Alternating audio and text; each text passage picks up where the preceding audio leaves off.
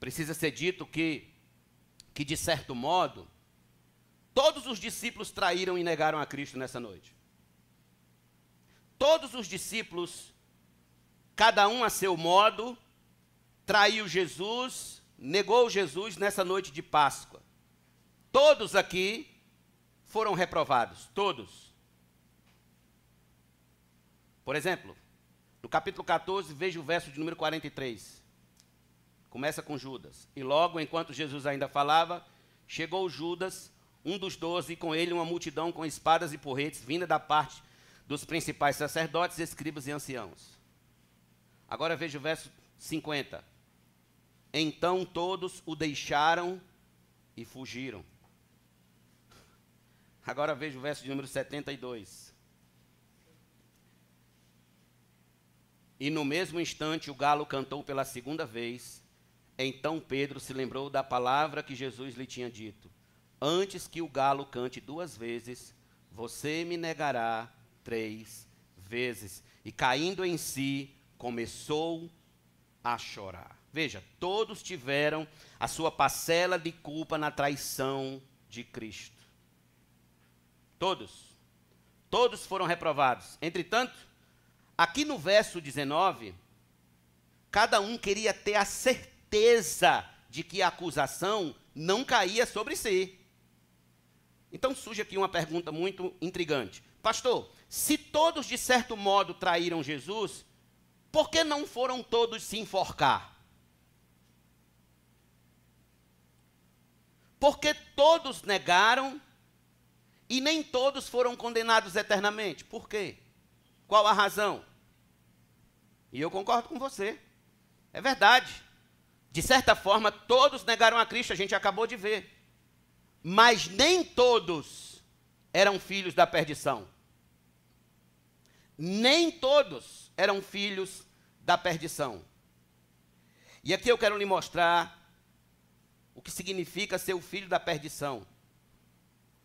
Vamos comigo para João, por favor, capítulo número 6. João 6. Verso de número 70.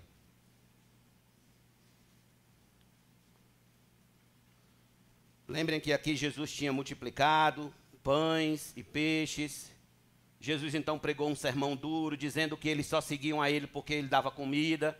Aí um grupo se afastou. Aí os 12 vieram falar com ele, disseram: Senhor, o teu sermão é muito duro. Aí Jesus disse: vocês querem ir também? Aí versículo de número 68, Pedro diz assim: Senhor, para quem iremos? O Senhor tem as palavras da vida eterna, e nós temos crido e conhecido que o Senhor é o Santo de Deus. Verso 70. Então Jesus lhe disse: não é fato que eu escolhi vocês, os 12, mas um de vocês é um diabo. Agora vá comigo, por favor, para o capítulo número 13 de João. Capítulo número 13. Versos 10 e 11. Jesus respondeu: quem já se banhou não precisa lavar nada, a não ser os pés, pois quanto ao mais está todo limpo. Esse era o caso do lava-pés. E vocês estão limpos, mas não todos, pois ele sabia quem era o traidor. Foi por isso que disse: nem todos estão limpos. Agora veja o verso de número 18, do capítulo 13. Não falo a respeito de todos vocês, pois eu conheço aqueles que escolhi. Mas é para que se cumpra a escritura: aquele que come do meu pão levantou contra mim o seu calcanhar. Isso aqui está escrito no Salmo 41, versículo 9. Veja, ele escolheu, mas nem todos que estão ali com ele na mesa são seus escolhidos. Agora veja o verso de número 25 a 27 do capítulo 13. Então, aquele discípulo, reclinando-se sobre o peito de Jesus, perguntou, isso é João: Senhor, quem é? Quem é que vai te trair? Verso 26, Jesus respondeu: é aquele a quem eu der o pedaço de pão molhado. Então Jesus pegou um pedaço de pão e, tendo-o molhado, deu-o a Judas, filho de Simão Iscariotes. E depois que recebeu o pedaço de pão, imediatamente Satanás entrou nele. Não amanhã, não depois de amanhã, imediatamente, quando ele pegou o pão, Satanás entrou nele. Agora vá para o capítulo número 17 de João, por favor. Versículo número 12.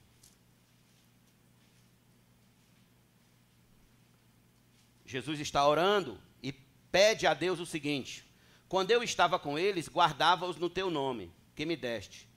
Eu os protegi e nenhum deles se perdeu, exceto o filho da perdição, para se cumprir a Escritura. Pergunto, irmãos, existem textos mais claros que tratem da doutrina da eleição e da reprovação de Cristo como esse? Judas Iscariotes não era um eleito de Deus para a salvação, mas para a condenação. Ele é o filho da perdição. Jesus intercede por todos, menos por ele. Menos por ele. Escute isso aqui. O não eleito, ele pode até passar um tempo na igreja. Ele pode se batizar. Ele pode passar 2, 3, 4 anos. Mas ele não permanecerá até o fim. Ele não continuará firme até o fim. Porque Deus não confirmará os seus passos. Deus não o sustentará. Logo, logo, ele se desviará e trairá Cristo. É uma questão de tempo. Ele se desviará. Pergunto, meus irmãos, por que pessoas se desviam do Evangelho e nunca mais voltam para Cristo?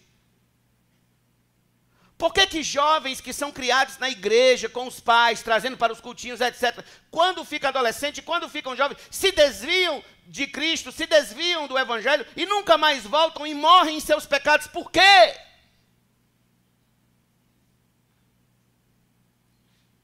A resposta está na própria palavra. 1 João, capítulo número 2, versículo número 19.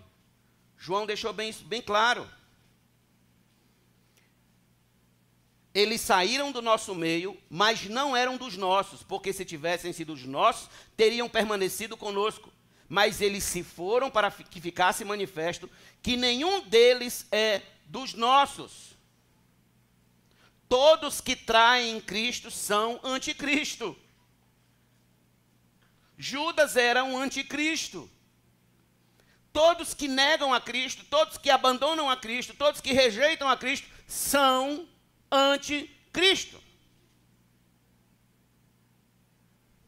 Todavia, a gente sabe que o texto que estamos tratando hoje à noite se refere a Judas Iscariotes, pois não apenas aqui está a referência que pode ser encontrada a isso, mas também nos demais evangelhos. Por exemplo, se você lê em Mateus capítulo 26, verso 22 a 25, quando Judas pergunta: Senhor, porventura sou eu?